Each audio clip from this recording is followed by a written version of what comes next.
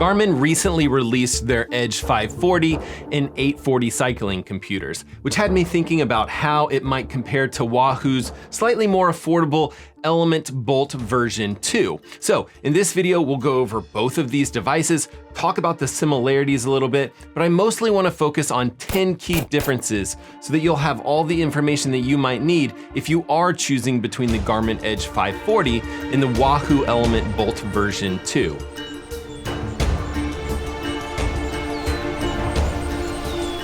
Now, both of these devices are excellent choices, and I'll typically recommend one or the other based on what kind of rider you happen to be. But both of these bike computers will do an excellent job of tracking your speed and your distance and your time out riding. They'll both do a great job connecting to various bike sensors using Bluetooth or ANT+ connection protocols, so you can see stuff like power from a power meter, speed cadence sensors, or even traffic information from a cycling radar unit.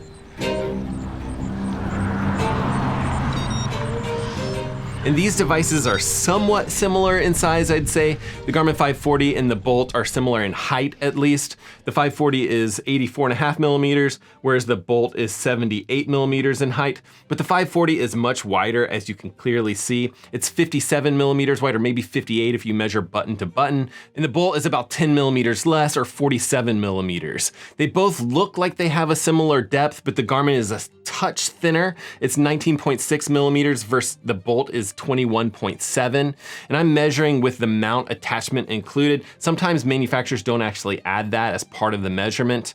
And then the Bolt itself weighs a little bit less than the 540. The 540 Solar, at least, is 85 grams. The base 540, I think, is a couple grams less, maybe 81 grams, but the Bolt version 2 is 70 grams. And the older Bolt, not that you guys care, but the older Bolt is even lighter. It's about 65 grams.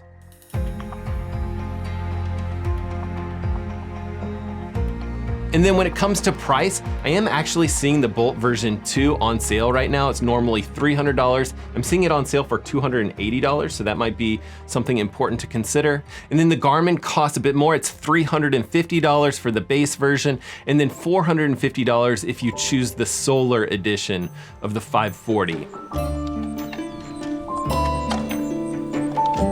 Now, another key difference when you look at both of these devices is you'll notice the Bolt has this kind of nice indicator lights that go across the top of the device here. And that's actually customizable, so you can have it reflect how fast you're going or how many watts you're pushing. But at the same time, it'll also switch over and show you traffic approaching, which I actually think is a very nice feature of the Wahoo Bolt.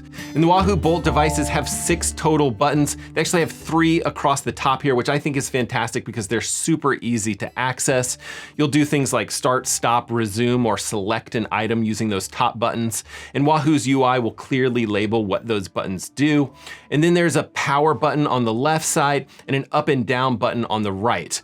Garmin has 5 buttons on the side and 2 buttons kind of on the front lip of the device, which can actually be a little bit difficult to access if you are using an out front mount. But on the left side of the device is a power button and up and down buttons. On the right side is a selection button at the top. And on the bottom right is a back button for navigating through the UI. In Garmin's new UI on the 540, it does seem to be designed with touch in mind, at least that's my opinion. Not that it doesn't work with buttons, but a lot of the needed settings, they just seem to be a bit buried to me. Now the Wahoo UI, on the other hand, really does seem designed with buttons in mind. They don't actually make a device that's touchscreen enabled, and they do some fairly unique stuff. For example, if you actually press the up button on the right side, it'll kind of do this data zoom feature, or at least that's the way I describe it. And it'll actually make the data fields on the page a little bit bigger, and you'll have a few less data fields depending on how far you've zoomed in. It's kind of a small thing, but I'm kind of a huge fan of it in practice. It just makes it so much easier and faster while you're out there riding to kind of focus on a few metrics that are really more important. Also, and this is a side note, but it seems to take forever for the Wahoo devices to start up. I'm not sure what the deal is with that, but here are the 2 from a cold start. That's in addition to the fact that Garmin can go into like a sleep state, which means it could load even faster than this.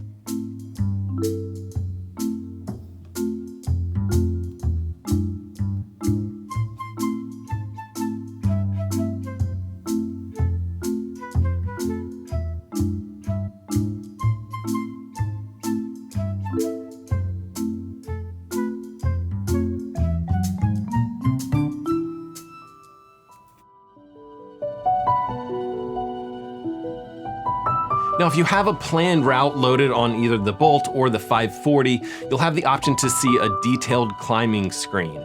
Wahoo actually calls theirs the Summit Climbing feature, and it'll show a color-coded gradient and an elevation chart of whichever particular climb that you're on. But on the new Garmin 540, it has the ability to see a similarly detailed climbing screen. Garmin calls theirs the Climb Pro, but without actually programming in a route. So if you just go for a ride, the Garmin will figure out that you're on a climb, and it'll show you their Climb Pro screen with all the details of the climb and how far you have to go for that particular climb. And if you do end up changing directions mid-climb, the Garmin Climb Pro screen will just switch away from that screen and back to whatever you had selected before. Now you can expect about 15 hours of battery life from the Wahoo Bolt and about 26 hours from the Garmin Edge 540 or 32 hours from the Edge 540 Solar. Both of these devices charge via USB-C, which I think is pretty nice. And you can now edit data fields via your smartphone app on both of these devices, which I do think people are probably gonna enjoy and probably prefer. But on the Garmin, you also have the option to do any of that directly on the device itself.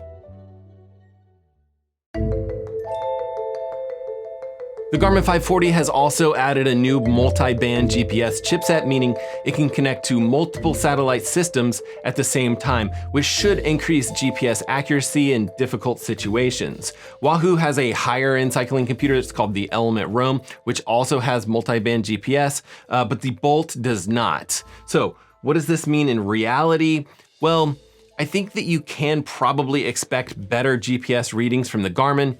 It's hard to say how much better that would be, but it also is a little bit difficult to say, how much that is attributed to the multiband GPS and how much that has to do with antenna designs between these two companies. There's also other advancements that Garmin has probably made to these particular units to increase accuracy of GPS, but when you're road cycling, I don't know. I just don't know how much it matters if your GPS tracks you maybe dead center in a bike lane or slightly off to the side. I think it's probably good enough to get your speed and your distance fairly correct within a quarter mile, whether you're using multiband GPS or not. I do think that that multiband GPS might come in more accurate if you're doing some mountain biking, or perhaps if you're cycling amongst some very tall buildings or something like that.